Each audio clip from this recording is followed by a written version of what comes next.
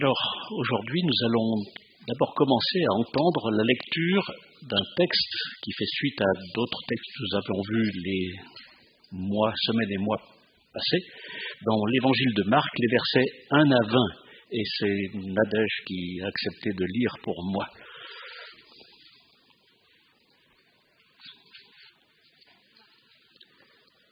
Marc 5, verset 1. Ils arrivèrent à l'autre bord de la mer, dans le pays des Gadaréniens. Aussitôt que Jésus fut hors de la barque, il vint au-devant de lui un homme, sortant des sépulcres, et possédé d'un esprit impur. Cet homme avait sa demeure dans les sépulcres, et personne ne pouvait plus le lier, même avec une chaîne.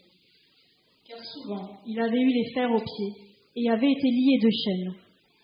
Mais il avait rompu les chaînes et brisé les fers, et personne n'avait la force de le dompter. Il était sans cesse, nuit et jour, dans les sépulcres et sur les montagnes, criant et se meurtrissant avec des pierres.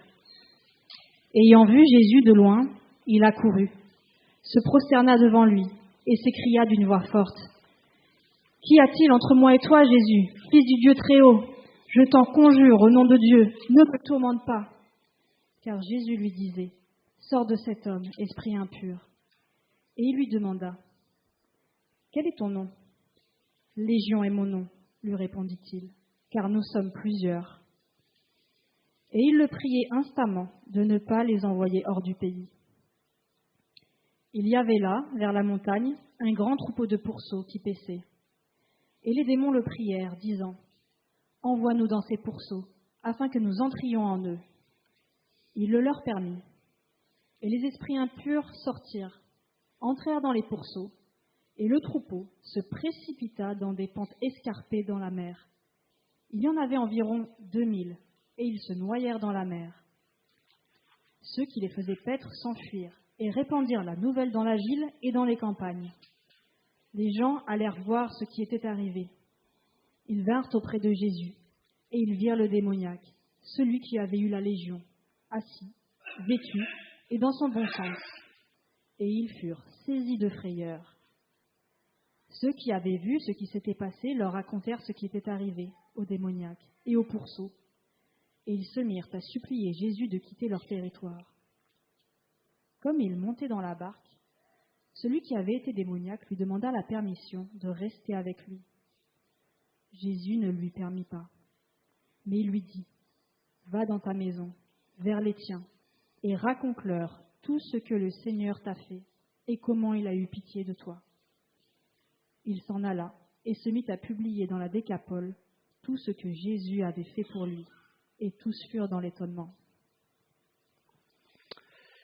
Merci pour cette lecture. Donc, nous avions vu au début de l'évangile de Marc que Jésus a enseigné avec des paraboles, en particulier parabole du semeur, la semence, la graine de moutarde. Et Jésus poursuit maintenant la formation de ses disciples par des travaux pratiques, avec deux épisodes majeurs. Le premier, que vous connaissez, c'est l'épisode de la tempête apaisée par Jésus, chapitre 4, versets 35 à 41, que nous verrons une autre fois. Et un deuxième épisode de formation pratique, avec le texte que nous venons de lire, qui parle d'un cas désespéré. Un cas désespéré, et c'est donc ce que nous allons voir aujourd'hui.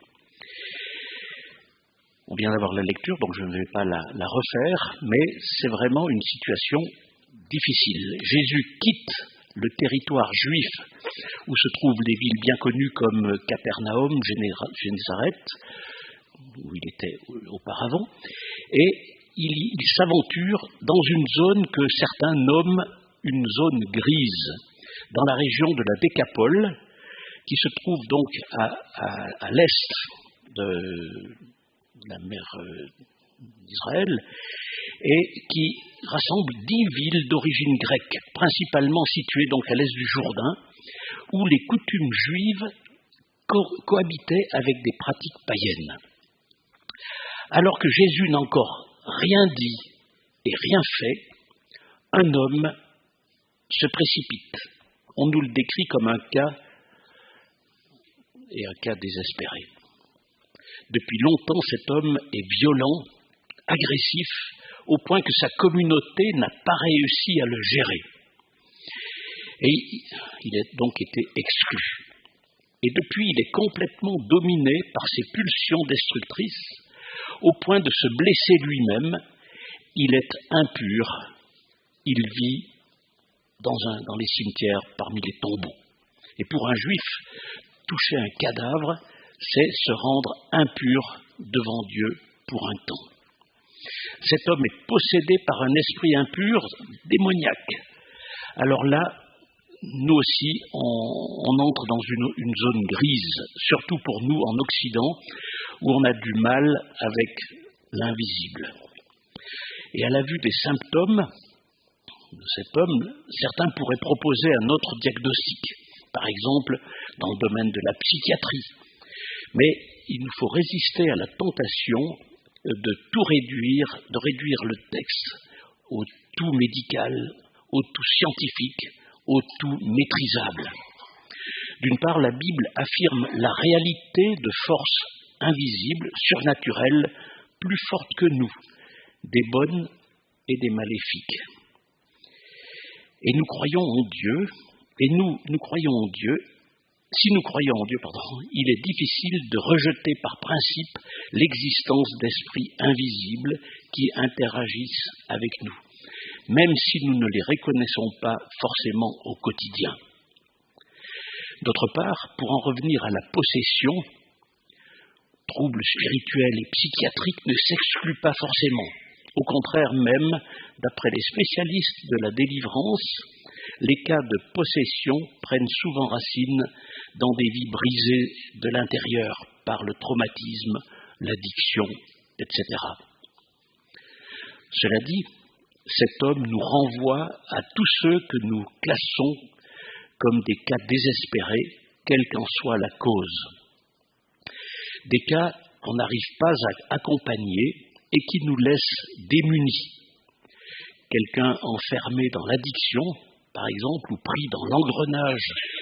On entend souvent à la radio des crimes, les gens font de la prison, ils font des tentatives de réinsertion, ou alors quelqu'un d'affecté par un trouble psychologique qu'on n'arrive pas à traiter.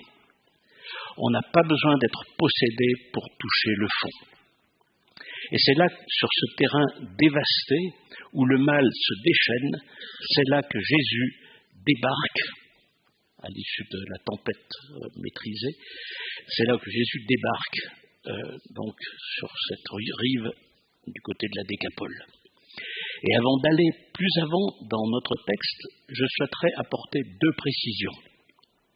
D'abord, tenter de répondre à la question de savoir si un chrétien, né de nouveau, peut être possédé ou être sous l'emprise d'un esprit mauvais ou impur. Je me suis référé là à l'ouvrage de théologie systématique de Gruden, page 461 pour ceux qui possèdent ce livre, et avec le titre « Un chrétien peut-il être possédé par un démon ?» Et je vais vous lire ce que j'ai écrit, enfin ce qui est dans le texte. Si l'on entend par posséder que la volonté de la personne est entièrement dominée par un démon, si bien qu'elle n'a plus le pouvoir de choisir de faire le bien et d'obéir à Dieu, alors la réponse à la question de savoir si un chrétien peut être possédé par un démon sera bien sûr négative. Car l'Écriture nous assure que le péché ne dominera plus sur nous puisque nous sommes ressuscités avec le Christ. Et là, vous allez voir dans l'Épître aux Romains, chapitre 6, versets 14 et 4 et 11. Mais d'un autre côté, la plupart des chrétiens s'accorderaient, c'est toujours dans l'ouvrage de théologie, la plupart des chrétiens s'accorderaient pour dire qu'il peut y avoir différents degrés d'influence ou d'attaque démoniaque dans la vie des croyants. Par exemple, en Luc 4, Jésus a été tenté. En 2 Corinthiens 12, 7, c'est l'apôtre Paul qui a une écharde dans son corps. En Éphésiens 6, verset 12, il est dit que nous avons à lutter contre les esprits du mal dans le monde céleste. Donc, cette première chose, pour bien cadrer, ne pas se faire des fausses idées sur ces questions. Deuxième point, je souhaiterais évoquer certaines situations pouvant favoriser l'action d'un esprit impur dans la vie d'un chrétien, vous et moi. Les esprits impurs ne peuvent pas habiter le chrétien, puisque ceux qui se sont convertis à Jésus-Christ ont reçu le Saint-Esprit en eux. Si vous lisez la deuxième épître aux Corinthiens, chapitre 3, verset 17, il est dit que « Or, le Seigneur, c'est l'Esprit. Et là où est l'Esprit du Seigneur, là est la liberté. » Donc le chrétien authentique est donc libre.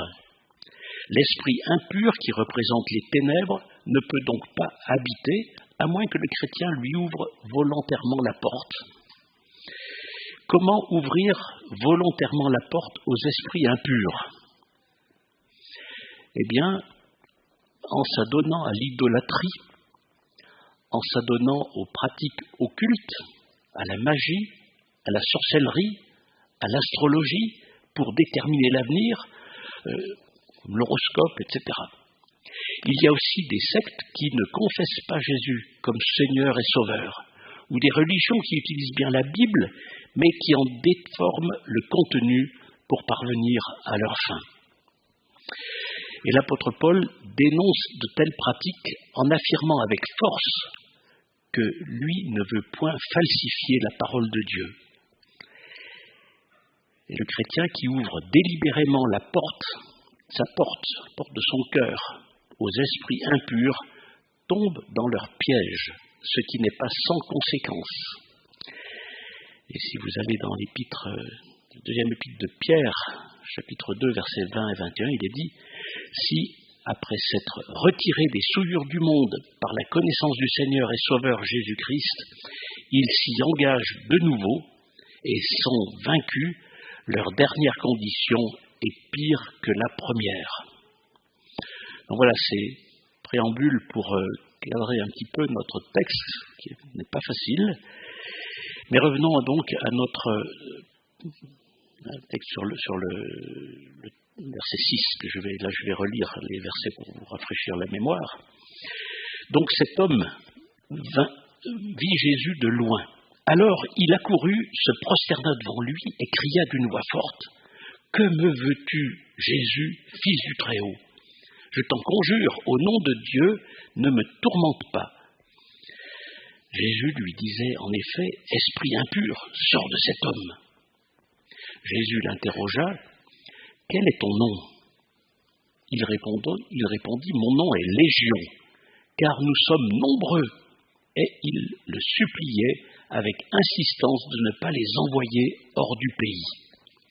Il y avait là un grand troupeau de porcs qui cherchaient sa nourriture près de la montagne. Les esprits impurs supplièrent Jésus « Envoie-nous dans ces porcs, et nous entrerons en eux. » Jésus le leur permit, alors ils sortirent du possédé et entrèrent dans les porcs. Le troupeau d'environ 2000 porcs se précipita du haut de la falaise dans le lac et s'y noya. Sans attendre une démarche de foi de cet homme, Jésus entreprend de le délivrer, aux grandes dames de l'esprit démoniaque qui l'habite. Et celui-ci se lance dans une négociation avec Jésus. Il reconnaît Jésus, c'est d'ailleurs un indice de son origine. En effet, les démons sont toujours ceux qui reconnaissent Jésus.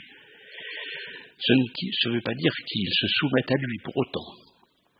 Alors le démon se prosterne devant Jésus, en fausse soumission. Il prend bien soin de nommer Jésus. Et à cette époque, il y avait cette croyance que quand on connaît quelqu'un, on peut le maîtriser. Et même, il le supplie au nom de Dieu, c'en serait presque risible si cet homme derrière n'était pas dans une telle détresse. Jésus rétorqua en lui demandant le nom du démon, ce dont il ne s'embarrasse pas généralement. Par rapport à ce qui se pratiquait à l'époque, comme aujourd'hui, dans les milieux ésotériques, sorcellerie, magie, etc., Jésus n'a pas fait de rituel, même pour guérir, que ce soit cet homme ou d'autres. Pas de formule, pas de geste, pas d'effets spéciaux. Là où les techniques humaines sont en échec, Jésus parle et la chose arrive. C'était la même chose que l'on voit lorsque Jésus avait calmé la tempête, juste avant, en disant « Silence, tais-toi ». Et la tempête s'était apaisée. C'est aussi ce que nous pouvons voir un peu plus loin, si vous poursuivez dans l'évangile de Marc, au chapitre 5, verset 41, avec la résurrection de la fille de Jaïrus qui était morte et à qui il a simplement dit « Jeune fille, lève-toi ». Donc Jésus parle, quelques mots simples, et la chose arrive. L'autorité divine, si efficace, est d'une grande sobriété. Et si Jésus renvoie la balle au démon, c'est pour montrer qu'il ne rentre pas dans son jeu. Et au passage, nous devinons l'ampleur du dommage chez le possédé. Une légion romaine comptait 6000 soldats. Le possédé est complètement tiraillé de l'intérieur. On a du mal à imaginer 6000 démons au sein d'une seule personne. Finalement, le démon demande une issue de secours. On considérait à l'époque que le pire pour les esprits n'était de ne pas avoir de réceptacle. Le mieux, c'est un humain, mais en second choix, des animaux conviendront. Et Jésus exauce cette demande. Pourquoi ? Je ne sais pas. En tout cas, cela va se révéler fatal pour les démons, puisqu'ils s'autodétruisent en se noyant. Ils ne peuvent aller que vers la mort. Cela nous montre aussi visuellement la gravité de ce que vivait cet homme.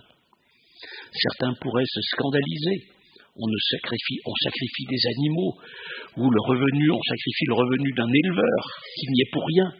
Mais d'une part, pour le lecteur juif, le porc est à part, justement, c'est un animal impur, comme le rat pour nous, par exemple.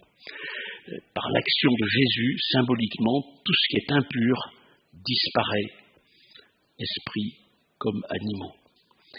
D'autre part, cela montre aussi l'importance que Jésus accorde à la délivrance de cet homme possédé. La vie et la liberté n'ont pas de prix. Plus tard, sur la croix, c'est sa propre vie que Jésus offre pour débarrasser notre existence de toute chaîne, de toute impureté, de toute emprise. Jésus ne prend pas à la légère le coût de ses actions, mais à ses yeux, rien ne vaut plus que la vie et la liberté d'un homme. Alors, l'épisode qui suit, je l'ai intitulé « Le rejet des témoins ». Verset 14, ceux qui gardaient les ports s'enfuirent et portèrent la nouvelle dans la ville et dans la campagne. Les gens vinrent donc voir ce qui s'était passé. Ils arrivèrent auprès de Jésus et voient l'homme qui avait été possédé par une légion d'esprits impurs. Il était assis, habillé, et il avait toute sa raison. Ils prirent peur. Ceux qui avaient tout vu leur racontèrent ce qui s'était arrivé à l'homme possédé et au porc. Alors ils se mirent à supplier Jésus de quitter leur territoire. Jésus a résolu une situation que personne ne pouvait gérer depuis des années. Les concitoyens en sont plus qu'impressionnés, ils sont même terrifiés et ils demandent à Jésus de partir. Ils ne peuvent pas supporter cette situation. Pour eux, le coût du changement est trop grand. Mieux vaut garder son petit équilibre, quitte à devoir supporter un démoniaque, plutôt que d'accueillir la vie au risque de perdre un troupeau. Étrangement, lorsque Jésus fait surgir la vie, cela ne réjouit pas tout le monde, et cela suscite de la résistance. Toute nouveauté, aussi positive soit-elle, modifie nos équilibres et nos habitudes. Tout avancement coûte et déstabilise, mais si c'est pour la délivrance même d'un seul, cela en vaut la peine. Nous résistons au changement quand nous restons focalisés sur ce que nous perdons. Mais si nous regardons à ce qui est gagné, quelle joie et quelle motivation pour nous. C'est cette attitude qui a permis à Jésus d'entrer dans la mort, les yeux fixés sur la résurrection, sur notre résurrection avec lui, sur la joie éternelle qu'il allait vivre avec nous. Mais poursuivons encore avec ce qui se passe pour l'ex-démoniaque. Versets 18 à 20, au moment où Jésus montait dans la barque, celui qui avait été possédé le supplia de pouvoir rester avec lui. Jésus ne le lui permit pas, mais il lui dit « Retourne chez toi, dans ta famille, et raconte-leur tout ce que le Seigneur a fait dans sa bonté pour toi. » L'homme s'en alla donc et se mit à proclamer dans la région de la Décapole tout ce que Jésus avait fait pour lui, et tout le monde était très étonné. L'ex-démoniaque veut suivre Jésus, mais Jésus le renvoie. C'est d'autant plus étonnant que Jésus a accédé à la requête des démons, à celle des habitants, qui lui demandent de partir, mais le seul qui a une intention louable, eh bien, Jésus le renvoie.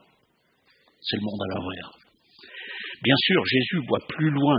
L'homme rentré chez lui sera un témoignage fort de sa puissance, de la puissance et de l'amour du Christ.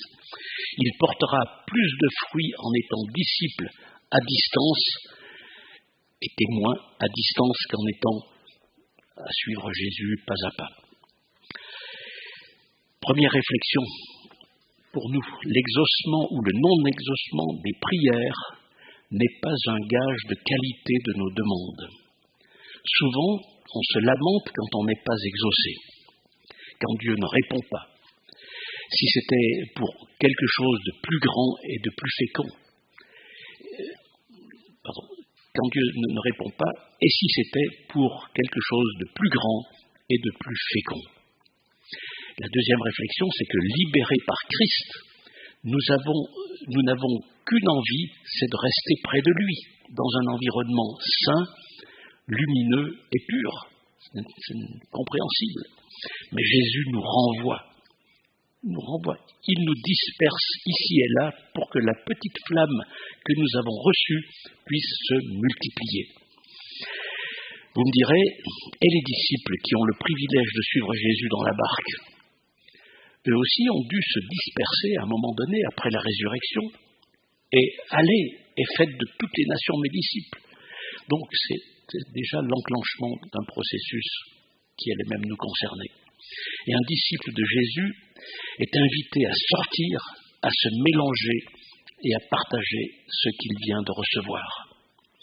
Ce n'est pas confortable. On peut se heurter à des réactions agressives, à des malentendus, à des valeurs qui changent.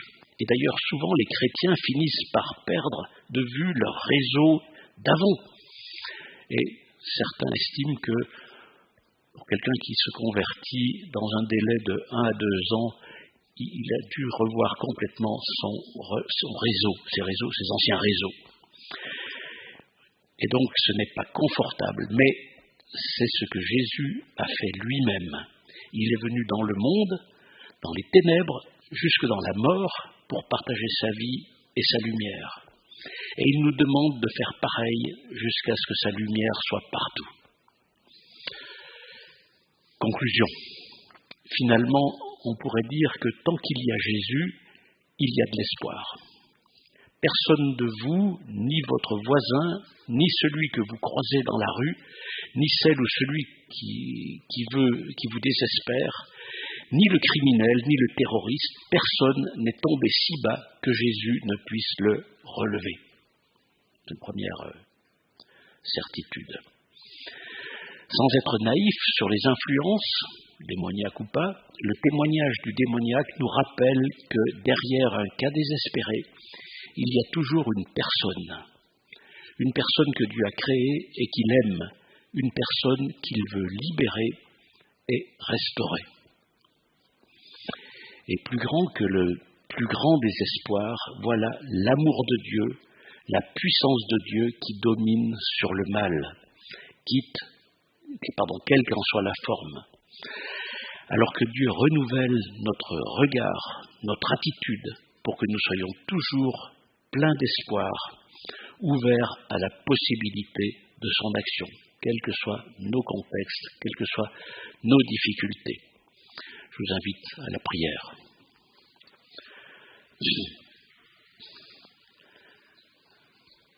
Seigneur, nous voulons te bénir pour ta parole, qui est toujours aussi percutante, aussi précise, même si quelquefois c'est difficile à cerner. Mais Seigneur, nous voulons saisir cet enseignement que tu nous donnes avec cet épisode du démoniaque qui a été délivré. Seigneur, que nous puissions compter sur ta puissance, sur ta présence, sur ton action pour régler nos situations perturbées. Conduis-nous dans toutes ces voies, dans ta parole, pour notre semaine qui est devant nous, pour notre vie. Les jeunes peuvent avoir des décisions importantes dans cette période de l'année, avec les études, avec les perspectives de mariage, avec toutes sortes de choses, Seigneur, qui sont devant eux, que tu les bénisses, que tu les conduises, que tu ouvres les portes et qu'ils te suivent, quel que soit le lieu où tu les envoies. Au nom de Jésus. Amen.